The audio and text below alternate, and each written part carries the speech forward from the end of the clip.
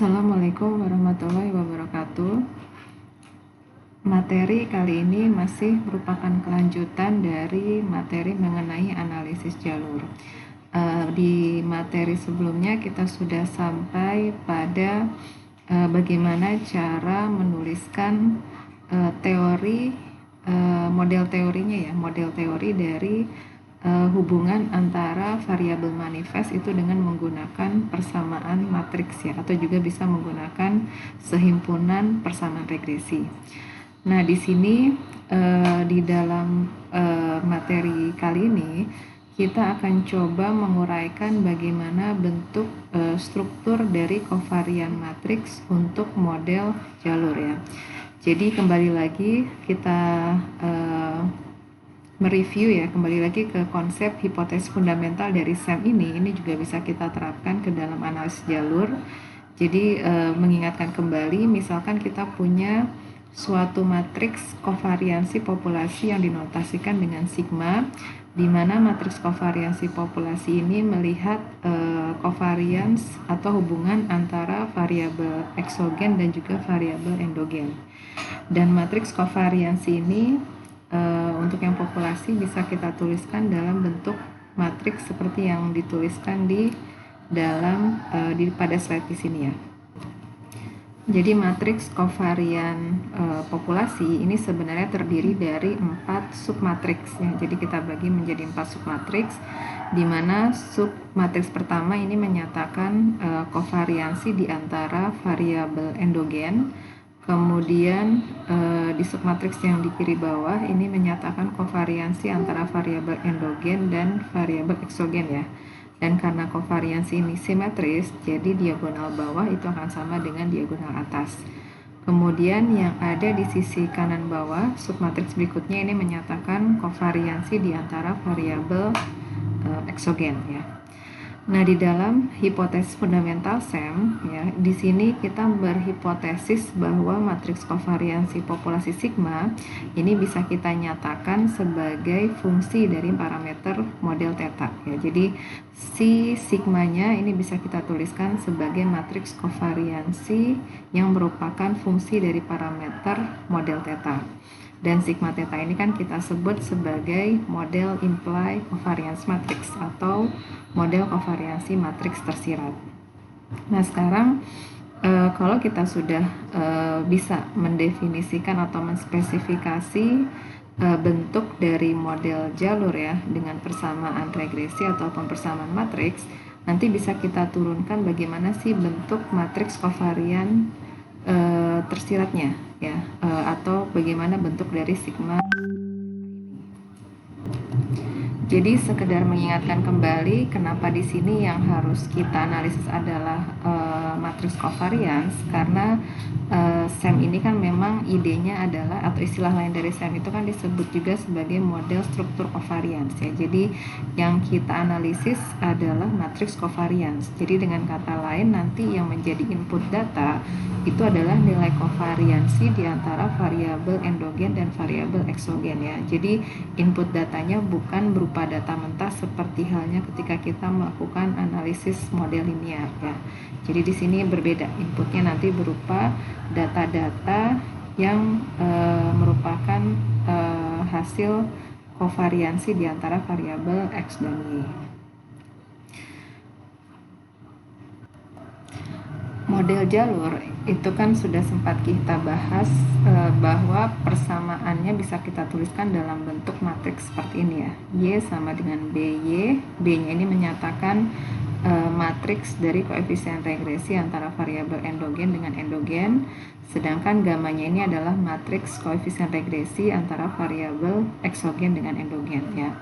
Nah, kalau kita amati persamaan ini kan sifatnya rekursif ya. Jadi ada persamaan Y di dalam persamaan Y juga ya. Nah, bagaimana cara mencari solusi supaya kita dapatkan solusi yang hanya ruas kanannya tidak ada, istilahnya tidak ada variabel Y-nya lagi ya.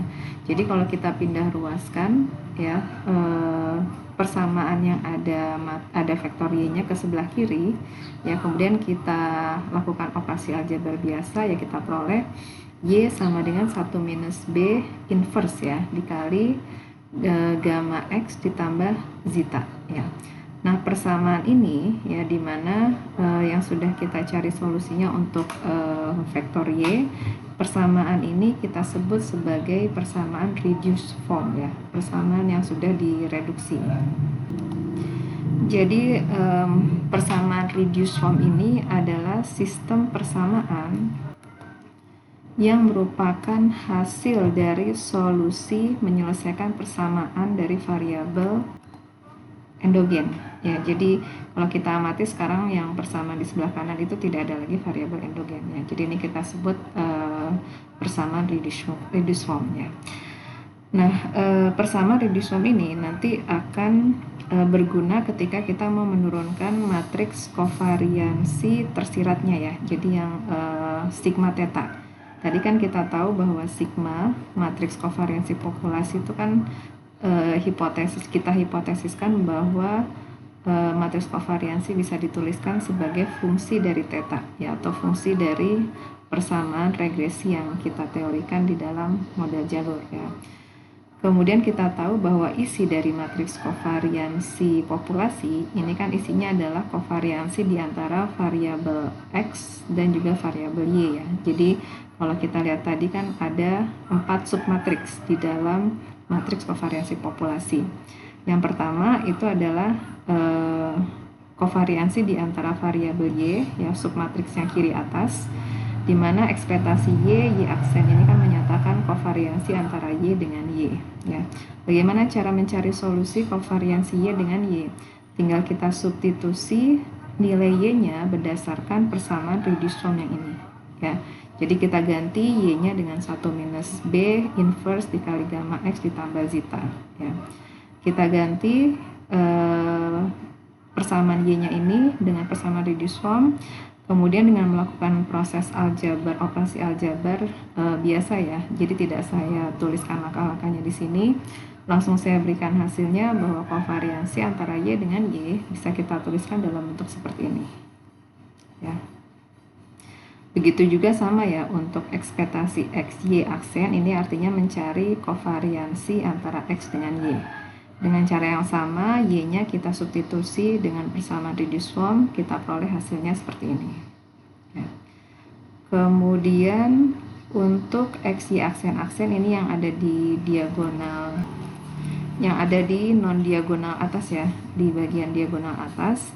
Ini kan dia sifatnya simetri ya, jadi tinggal kita cari sebenarnya ini merupakan inverse dari, bukan inverse ya, dia adalah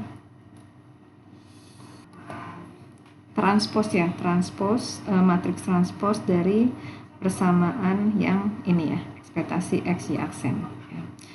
Kita peroleh ini hasilnya. Kemudian submatriks berikutnya yang terakhir adalah di diagonal paling bawah ya, diagonal yang di bagian submatriks kanan bawah itu adalah kovariansi antara X dengan X ini tidak berubah ya, masih dalam bentuk ini hanyalah, berarti ini hanyalah nilai kovariansi di antara variabel eksogennya. Nah, hasil persamaan ini kalau kita kembalikan ke dalam bentuk matriks dalam bentuk model kovariansi matriks tersirat atau sigma theta, berarti bisa kita tuliskan seperti ini ya. Jadi tadi kita berhipotesis bahwa sigma theta ya, jadi si kovariansinya itu bisa kita tuliskan sebagai fungsi dari parameter model, dan ini ya kita tuliskan seperti ini berdasarkan tadi yang sudah kita turunkan di slide sebelumnya ya. Jadi inilah bentuk dari model implied kovariansi matrix atau model kovariansi matriks tersiratnya seperti ini ya. Nah, kalau kita amati dari persamaan dari matriks kovariansi ini ya, struktur kovariansi ini, ada beberapa matriks yang sudah kita ketahui sebelumnya, seperti B ini adalah matriks koefisien regresi yang sebelumnya sudah kita pelajari ya. Jadi B ini sama, dia adalah matriks koefisien regresi antara variabel endogen dengan endogen. Kemudian gamma ini juga masih sama ya. Ini adalah matriks kovariansi, matriks koefisien regresi antara variabel endogen dengan eksogen ya. Ini juga sama, ada B, kemudian ada zeta ya. Zeta ini juga masih menyatakan sama ya. Ini adalah merupakan vektor ya, vektor dari residual variabel endogen. Nah, kemudian mungkin ada beberapa notasi yang baru di sini ya. Ada pertama ada P ya, matriks P. Ya, matriks P ini dia adalah matriks kovariansi dari variabel eksogen ya. Jadi dia dimensinya adalah sebesar Q kali Q ya. Tentunya Q ini menyatakan banyaknya variabel eksogen ya. Jadi sekali lagi P ini karena dia adalah matriks kovariansi berarti dia adalah matriks simetris ya. Dia simetris, kemudian dia juga merupakan matriks persegi ya. Jadi kalau simetris berarti elemen di bawah diagonal itu sama dengan elemen di atas diagonal ya. Kemudian kalau kita lihat sifat dari matriks kovariansi, pertama apa, di diagonal matriks itu kan menyatakan kovariansi dengan dirinya sendiri. Ya, berarti karena kovariansi dengan dirinya sendiri kita ketahui itu adalah variansi. Ya. Jadi di diagonal matriks dari P ini adalah hanyalah variansi dari variabel eksogen ya. Berarti kalau saya uraikan ini sebenarnya matriks kovariansi variabel eksogen ini kan X1, X2 sampai dengan XQ. Begitu juga untuk kolomnya ini adalah X1, X2 sampai dengan XQ ya. Jadi seperti contoh di sini kita ambil di baris kedua kolom pertama, ini kan berarti kita melihat kovariansi antara variabel X1 dengan X2. Dan seterusnya ini juga sama ya. Kemudian matriks berikutnya, notasi berikutnya mungkin yang baru kita kenal di sini ya,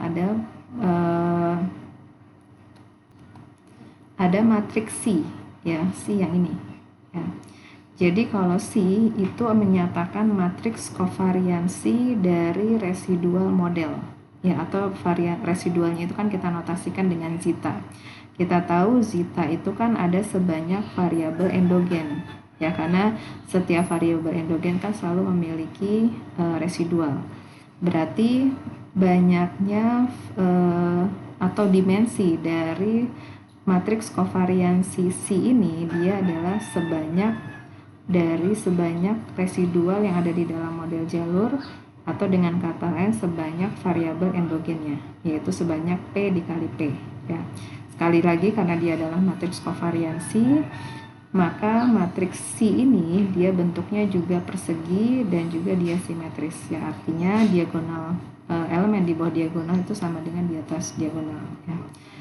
Nah, umumnya variansi dari error itu adalah parameter bebas ya. Jadi variansi dari error itu adalah elemen yang ada di bagian diagonal ya. Jadi bebas itu artinya nanti kita estimasi ya nilainya, tetapi kovariansinya berarti kovariansi di antara residual yang ada di model jalur itu kita asumsikan nilainya sama dengan 0 ya. Jadi kalau kovariansinya sama dengan 0 artinya apa?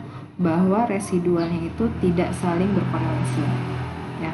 Jadi di sini kita asumsikan kovariansi di antara zeta itu sama dengan 0 ya. Jadi kalau sama dengan 0 artinya zetanya itu saling tidak berkorelasi ya. Jadi kalau kita mau uraikan matriks C ini berarti kita melihat residual di antara zeta 1, zeta 2 sampai dengan zeta P ya. Di kolom juga sama, ini zeta 1, zeta 2 sampai dengan zeta P ya. Jadi kalau kita lihat baris ke-1 kolom ke-1 ini adalah kovariansi zeta 1 dengan zeta 1, karena kovariansi dengan dirinya sendiri kita sebut variansi ya. Kemudian kita bisa lihat juga contohnya, misalkan di baris kedua kolom 1 ini kan menyatakan kovariansi zeta 1 dengan zeta 2 ya. Kita asumsikan bahwa tidak ada korelasi di antara residual model, maka di sini kita buat nilai kovariansinya sama dengan 0 ya. Begitu juga dengan elemen lainnya. Nah, berdasarkan struktur covariance yang tadi sudah kita turunkan ya, kita bisa melihat ada beberapa asumsi yang kita buat ya di dalam model jalur ini. Pertama, kita asumsikan bahwa min dari residual ya atau min dari residualnya ekspektasi zeta ini sama dengan 0 ya. Kemudian berdasarkan tadi matriks dari kovariansi di antara residual atau di antara zeta, kita asumsikan bahwa zitanya tidak berkorelasi ya.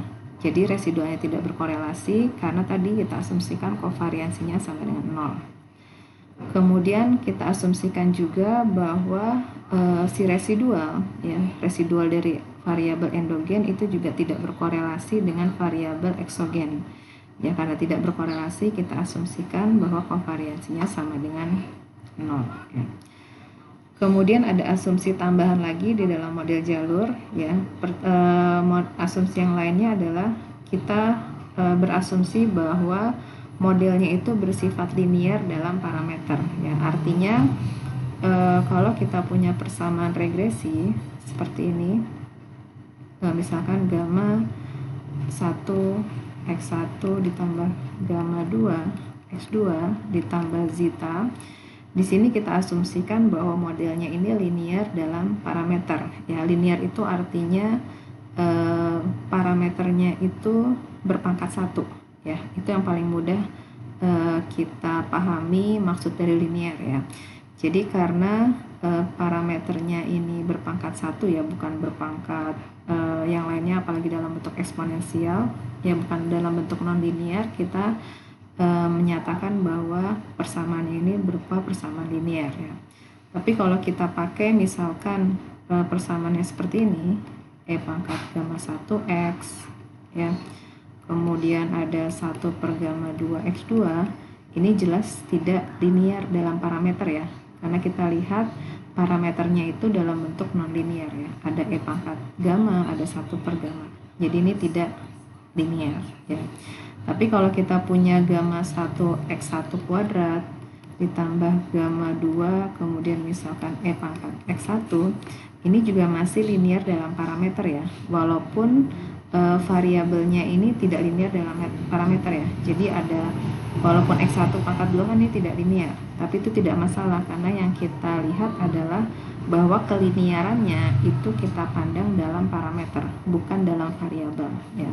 Jadi kalau persamaan yang ini dia linear dalam parameter tetapi tidak linear dalam variabel ya. Tapi kan di dalam model jalur ataupun di dalam model regresi yang kita tekankan adalah bahwa modelnya itu linear dalam parameter ya. Jadi kalau variabelnya tidak linear itu tidak masalah ya, karena yang kita pandang adalah keliniarannya dalam parameter. Kemudian berikutnya, asumsi berikutnya adalah di dalam model jalur ini adalah variabelnya terukur tanpa error ya. Jadi artinya kita tidak memandang variabel yang kita amati itu sebagai variabel laten ya, tetapi sebagai variabel manifest ya. Jadi ini asumsi dari model linear.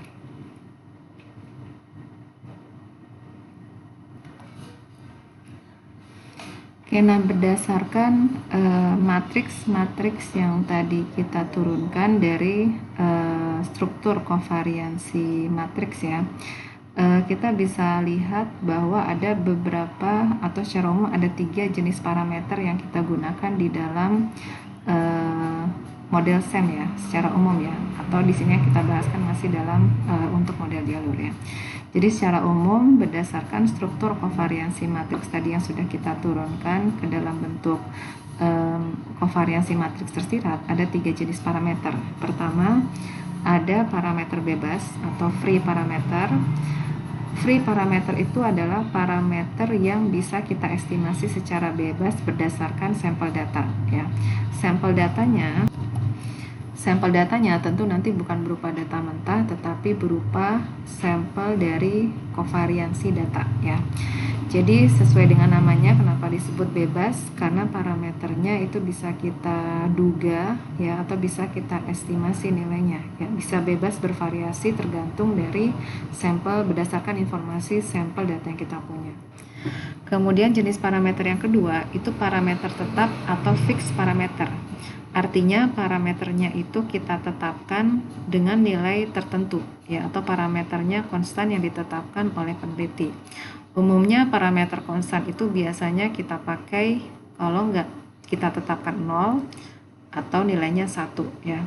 Kenapa 0? Ini biasanya menyatakan bahwa kovariansinya itu sama dengan 0. Kalau kovariansi 0 berarti kita asumsikan datanya tidak berkorelasi ya.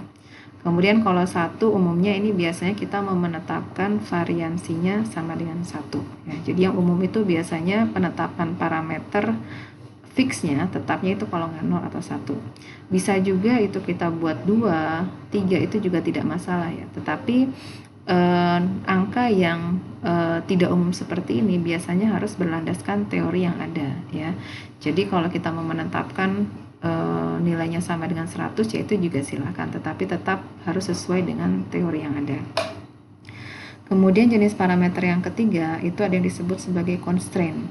Jadi parameter constraint ini adalah parameter yang menunjukkan hubungan tertentu antara dua variabel. Sebagai contoh, constraint-nya misalkan saya punya dua variabel, saya ingin misalkan nilai x-nya itu adalah 2 kali lipat dari y, itu kita sebut constraint. Atau bisa juga di sini dibuat constraint bahwa nilai x-nya itu selalu lebih besar dari y. Atau yang paling umum, yang paling lazim biasanya kita menetapkan salah satunya adalah kita tetapkan bahwa parameternya itu harus positif ya. Seperti ini artinya kalau positif y lebih besar dari 0 ya. Jadi kalau constraint itu biasanya kita pakai dalam matematika itu simbolnya kalau nggak lebih besar, lebih kecil, atau kita tetapkan dia sama dengan dari suatu variabel yang lainnya seperti ini ya. Nah, menetapkan mana yang menjadi parameter bebas, mana yang menjadi parameter tetap atau menjadi constraint itu adalah prinsip dasar dari spesifikasi model ya. Jadi di dalam melakukan spesifikasi model, sebenarnya intinya adalah kita mau menetapkan di dalam matriks seperti di dalam matriks koefisien regresi ya, misalkan B ya. B ini kan adalah matriks koefisien regresi di antara variabel endogen ya. Misalkan kita punya matriks B, di sini kan kita punya elemen di dalam matriks ini kan menyatakan koefisien regresi yang menyatakan pengaruh variabel endogen ke variabel endogen lagi ya. Jadi kalau misalkan kita buat parameternya fix 0 ya, kan ini sama saja dengan berteori bahwa tidak ada pengaruh variabel endogen Y1 ya terhadap Y1 lagi ya, kita tetapkan ya. Kemudian bisa juga kita tetapkan misalkan ada Y2 dengan Y1, ini kan artinya kita melihat pengaruh Y1 terhadap Y2 ya. Kalau misalkan berdasarkan teorinya tidak ada pengaruh Y1 terhadap Y2 ya, berarti kan kita buat parameternya tetap ya, atau kita tetapkan sama dengan 0 ya. Kalau misalkan berdasarkan teori ada pengaruh Y1 terhadap Y3 ya, berarti kan ini harus kita bebaskan ya. Kita bebaskan, kita tuliskan misalkan ini parameternya adalah beta 31 ya. Kita tetapkan bahwa bukan kita tetapkan ya, kita bebaskan, ini bisa kita estimasi ada pengaruh antara dari variabel Y1 ke Y3 ya. Atau juga bisa kita buat constraint ya.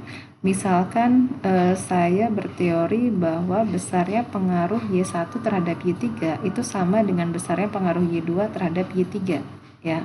Artinya di sini saya membuat constraint, berarti ini parameternya bukan lagi, umumnya kan di sini kita tuliskan B32 ya secara umum, tetapi karena saya buat constraint bahwa pengaruh Y1 terhadap Y3 itu sama dengan pengaruh Y2 Y3, berarti ini sama parameternya beta 31 ya, seperti ini ya.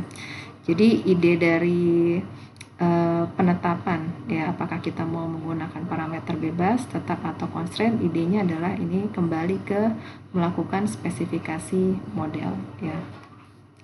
Sebagai contoh, kalau kita kembali melihat model jalur dari struktur kovariansi yang sudah kita turunkan dari model jalur, kita kan ada matriks P ya. Matriks P ini adalah matriks yang menyatakan kovariansi di antara variabel eksogen ya.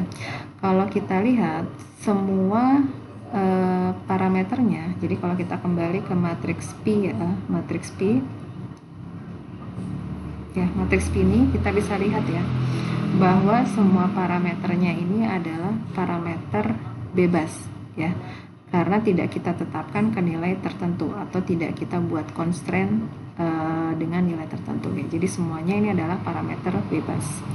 Nah, sekarang kalau kita perhatikan matriks kovariansi C ya, ini adalah kovariansi di antara zeta. Kita lihat ini ada variabel yang kita bebaskan, yaitu variabel yaitu nilai variansi yang ada di diagonal matriks. Kita bebaskan nilainya karena ini nanti kita akan estimasi, tetapi yang ada di non diagonal, di luar diagonal ini kita tetapkan menjadi 0 ya. Jadi matriks Psi ya, kita lihat diagonal matriksnya adalah parameter bebas, tetapi pada bagian di luar diagonal itu adalah parameter tetap yang nilainya sama dengan 0 ya. Nah, kalau kita sudah melakukan tahapan spesifikasi model ya, secara kita lihat tadi dari matriks struktur matriksnya, struktur kovarian matriks kan idenya tadi hanya menetapkan mana yang bebas, mana yang tetap, atau kalau ada yang constraint ya. Nah, kalau sudah kita lakukan spesifikasi model, langkah berikutnya adalah kita melakukan identifikasi model. Nah, model itu dapat diidentifikasi jika secara teori itu memungkinkan untuk mendapatkan solusi tunggal atau nilai penduga ya, atau bisa kita estimasi untuk setiap parameter di dalam modelnya ya. Jadi model itu tidak dapat kita identifikasi kalau solusinya itu ada banyak ya. Sebagai contoh, misalkan saya punya persamaan X tambah Y sama dengan 2 ya. Di sini saya punya satu persamaan, tetapi ada dua parameter yang tidak diketahui ya. Kalau saya hanya punya satu persamaan dan dua parameter yang tidak diketahui, ini jelas modelnya tidak dapat kita identifikasi. Kenapa? Karena solusinya ada banyak ya. Kalau saya ambil X-nya sama dengan 1, ya saya bisa ambil Y-nya, berarti kita dapat solusi Y-nya sama dengan 1 ya. Kalau saya ambil X1, Y-nya 1. Kalau saya ambil X-nya 2, saya juga dapat solusi untuk Y adalah 0. Kalau saya ambil X-nya 3, saya juga dapat solusinya untuk Y sama dengan minus 1, dan seterusnya ya. Jadi kalau hanya ada satu persamaan dan dua parameter yang tidak diketahui, ini jelas tidak bisa kita identifikasi ya. Tapi kalau saya punya persamaan yang kedua, misalkan X dikurang Y, ini sama dengan 4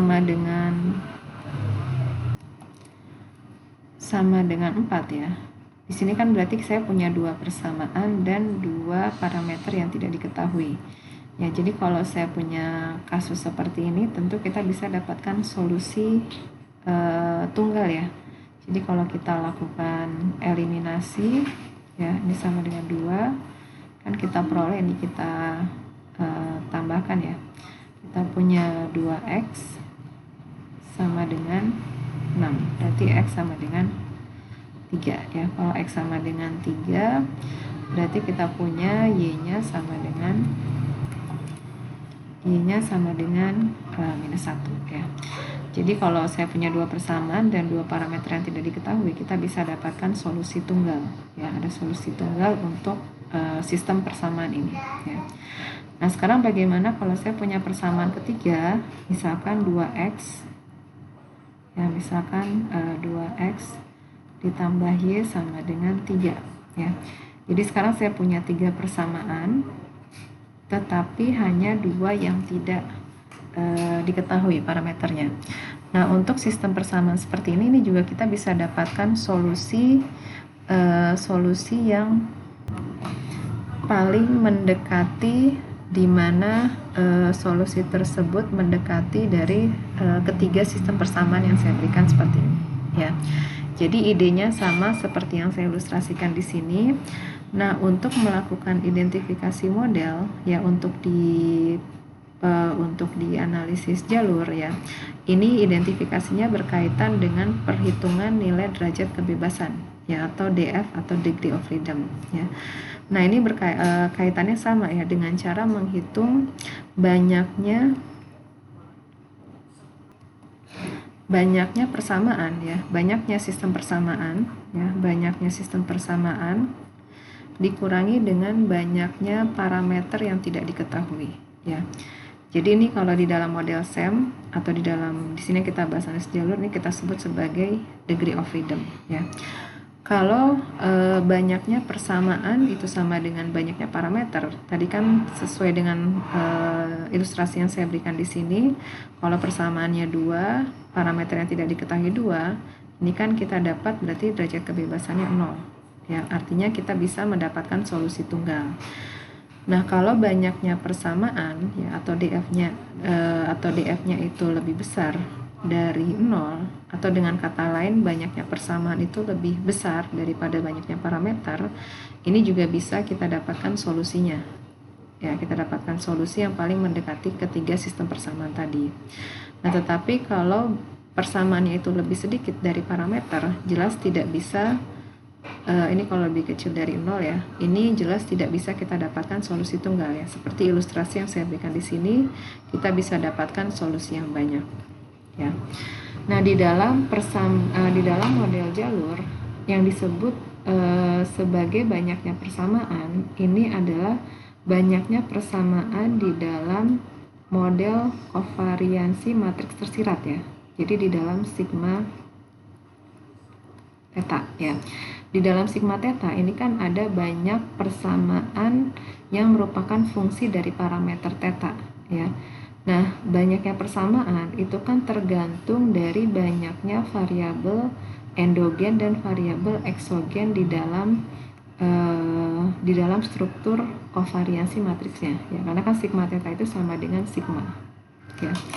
Jadi banyaknya persamaan itu bisa kita hitung dengan cara menghitung banyaknya kovariansi di dalam matriks kovariansi sampel yang kita punya, ya. Jadi bagaimana cara menghitungnya? Sebagai contoh gini, misalkan kita punya dua variabel eksogen, ya, dan satu variabel endogen. Berarti kalau kita punya 3 variabel, matriks kovariansinya kan dia berupa matriks persegi dengan ukurannya 3x3, ya. Nah, ada berapa parameter di dalam matriks kovariansi? Pertama bisa kita lihat, ya, itu adalah nilai yang ada di diagonal, ya. Yang ada di sini 1, 2, 3, dan elemen yang di non diagonal kita punya ada yang keempat, kelima, dan keenam. Jadi total kita punya ada 6 parameter kovariansi di dalam matriks sigma ini, ya. Yang di bagian atas kenapa tidak kita hitung? Karena yang di bagian atas itu kan nilainya sama dengan yang ada di bawah diagonal, ya. Jadi karena nilainya sama, jadi tidak kita hitung, ya. Jadi kalau kita punya 3 variabel, ya, kita punya 3 variabel, berarti ada sebanyak 1, 2, 3, 4, 5, 6. Ada 6 kovariansi di dalam matriks sigma, ya. Atau secara umum ini bisa kita hitung sebagai K dikali K plus 1 dibagi 2, ya, dimana K ini adalah banyaknya variabel, ya. Variabel kita kan ada 3, berarti 3 dikali 4 dibagi 2, berarti 12 bagi 2 sama dengan 6, ya. Jadi banyaknya persamaan, ya, yang ini, ya, atau banyaknya persamaan itu sama identik dengan menghitung banyaknya kovariansi di dalam matriks sigma, ya. Jadi kalau kita punya 5 misalkan 5 variabel ya, 5 variabel yang akan kita analisis dalam model jalur, misalkan 2x dan ada 3y, berarti ada berapa persamaan yang tidak diketahui? Berarti 5 dikali 6 dibagi 2 ya, 30 bagi 2 sama dengan 15 ya. Jadi secara umum banyaknya persamaan itu kita hitung seperti ini ya, dimana K-nya itu menyatakan banyaknya merupakan penjumlahan dari P ditambah Q, di mana P ini banyaknya variabel endogen, Q ini adalah banyaknya variabel eksogen ya. Kemudian dikurangi dengan banyaknya parameter yang tidak diketahui. Parameter yang tidak diketahui ini kan tentu bergantung pada spesifikasi model ya, yaitu banyaknya parameter yang merupakan parameter bebas ya, yang kita estimasi. Ya, nanti saya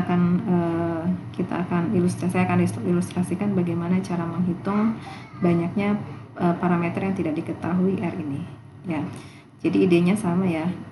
Menghitung derajat kebebasan itu adalah menghitung banyaknya persamaan di dalam struktur kovariansi tersirat ini dikurangi dengan banyaknya parameter yang tidak diketahui, atau di sini saya notasikan dengan R. Ya. Nah, pertama, kalau derajat kebebasannya kurang dari 0, maka kita katakan modelnya under identify. Artinya tidak ada solusi tunggal, karena tadi solusinya banyak ya. Ketika banyaknya persamaan itu lebih sedikit dibandingkan banyaknya parameter yang tidak diketahui.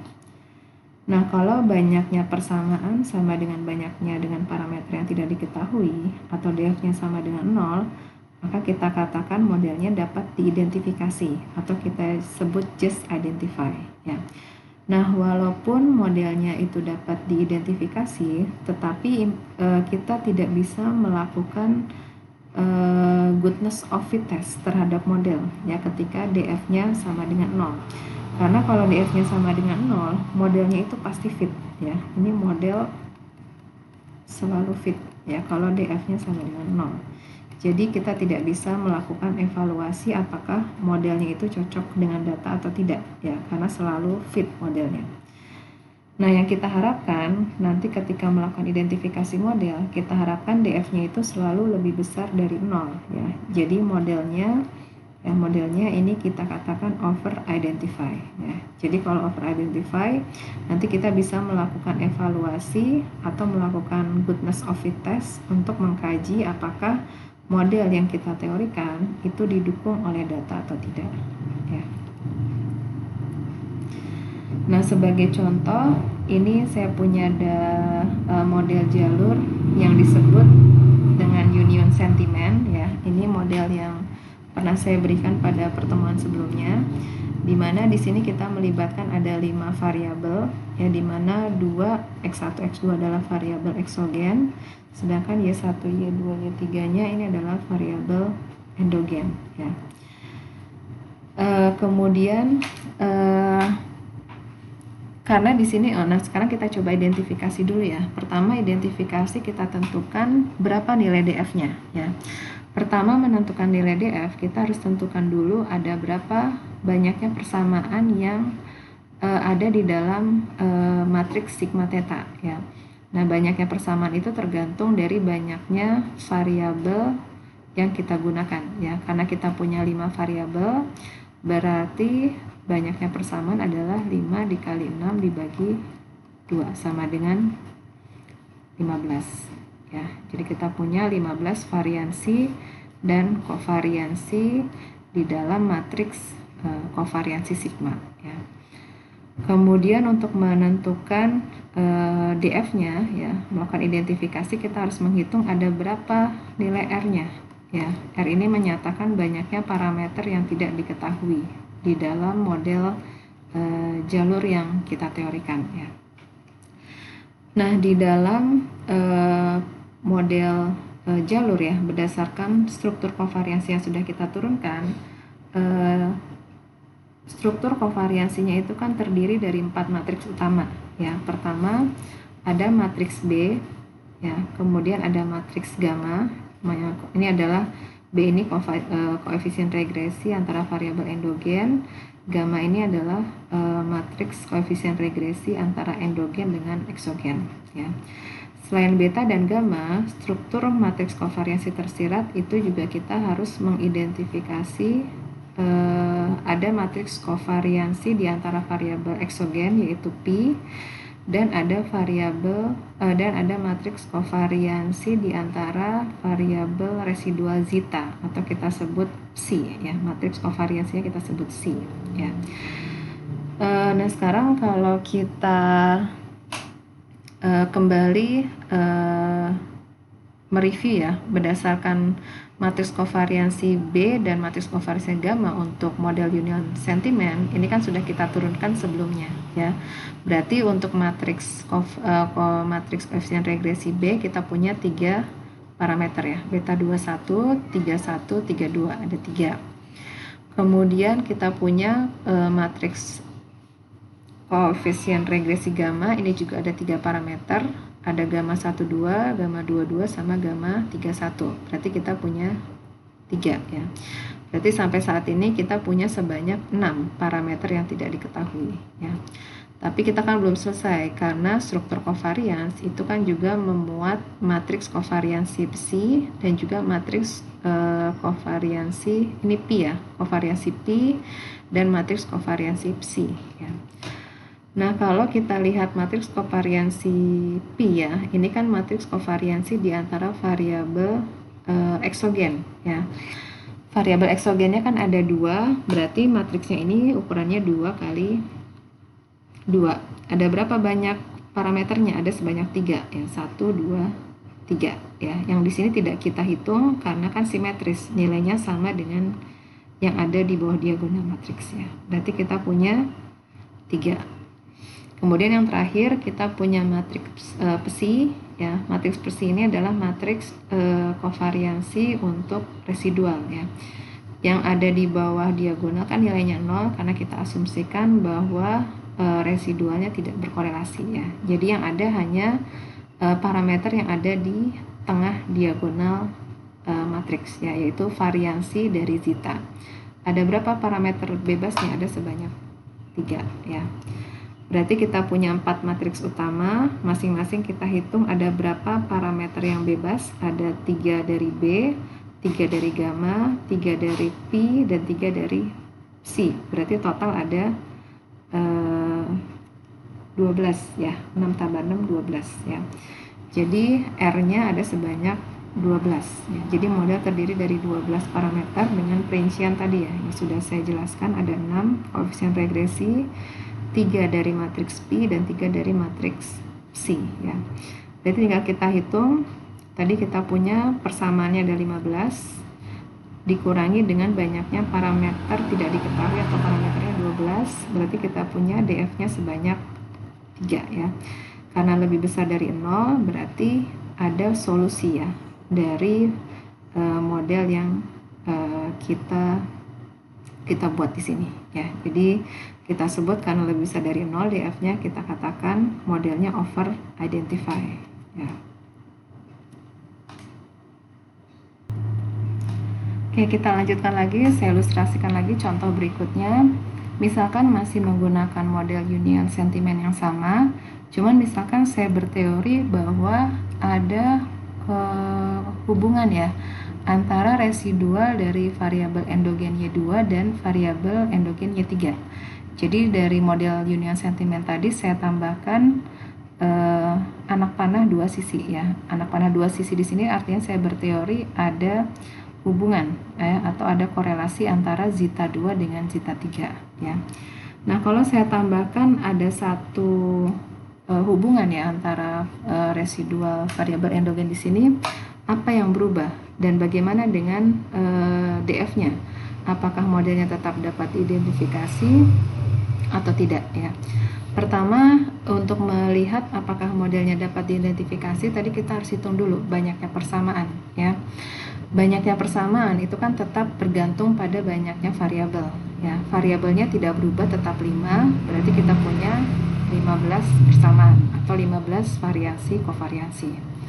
Nah, sekarang kita hitung ada berapa banyaknya parameter yang tidak diketahui. Nah, untuk menghitung banyaknya parameter yang tidak diketahui, idenya pertama tetap kita tuliskan dulu 4 matriks utama, beta atau matriks B, gamma, psi, dan ini pi ya, matriks pi dan matriks psi ya, yang ini. Ya. Untuk koefisien regresi untuk dari matriks B-nya ya, itu kan tidak berubah ya, karena masih sama. Ya, karena saya tidak menambahkan teori ada hubungan antara endogen dengan endogen, jadi tetap 3. Kemudian gamanya juga sama, tidak berubah karena saya tidak menambahkan hubungan antara endogen dengan eksogen, jadi ini juga sama, tetap 3. Bagaimana dengan pi? Pi-nya juga tidak berubah ya, karena di sini tetap 3 ya. Kemudian yang berubah ketika saya menambahkan ada korelasi atau ada hubungan antara residual P2, zeta 2 dan zeta 3, yang berubah adalah di komponen elemen di dalam matriks psi ya. Semula yang kita punya itu kan matriks diagonal ya, dimana di luar diagonal kan nilainya 0. Nah, ketika kita berhipotesis ada korelasi di antara zeta 2 dan zeta 3, berarti kita harus menambahkan parameter, harus kita bebaskan ya. Semula kan di sini nilainya 0 ya. Ini 0 karena kita asumsikan berkorelasi, berarti parameternya kita bebaskan, kita sebut C32 ya. Jadi dari sini kita punya parameter dari matriks psi itu menjadi 4, sebelumnya kan 3 ya. Berarti kalau kita totalkan berapa di sini jumlah parameternya? 3 tambah 3 tambah 3 tambah 4 sama dengan 13 ya. Jadi ini harusnya 4 ya, ini 4. Jadi kalau kita hitung sekarang 15 dikurangi banyaknya parameter tidak diketahui 13, berarti DF-nya sama dengan 2 ya. Karena positif lebih besar dari 0, berarti modelnya adalah over identify atau bisa kita identifikasi. Contoh berikutnya, ini contoh yang relatif sederhana ya. Kita coba identifikasi apakah DF-nya itu positif atau tidak ya, atau apakah ada solusi untuk model jalur yang diberikan di sini ya. Pertama, kita hitung dulu di sini ada 3 variabel. Berarti kita punya 3 kali 4 dibagi 2 ya, sama dengan 6 ya. Kita punya 6 persamaan atau 6 variansi kovariansi. Kemudian kita hitung ada berapa parameter bebasnya ya, atau parameter yang tidak diketahui. Kita tuliskan dulu 4 matriks utama B. B-nya itu kalau kita amati diagram jalurnya itu hanya ada satu ya, yaitu koefisien regresi dari Y1 ke Y2, yaitu beta 21. Berarti ada satu parameter bebas dari matriks B. Gamma juga sama ya, hanya ada satu, karena di sini diteorikan hanya X1 hanya mempengaruhi Y1 atau gamma 11 ini.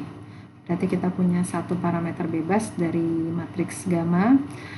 Kemudian Pi-nya ini kan menyatakan matriks kovariansi di antara variabel eksogen. Kita hanya punya satu variabel eksogen, berarti 1 kali 1 ya. Berarti kita punya satu parameter. Kemudian kita punya matriks kovariansi dari residual yaitu psi ya. Psi-nya ada 2 ya, karena kita punya 2 variabel endogen. Jadi di sini kita hanya punya 2 parameter ya. Jadi kalau kita hitung parameter yang tidak diketahui ada 1 tambah 1 tambah 1 tambah 2. Berarti ada 5 totalnya ya. Jadi berapa DF-nya? Berarti DF-nya adalah 6 dikurangi 5 ya, sama dengan 1. Karena positif berarti kita punya solusi ya.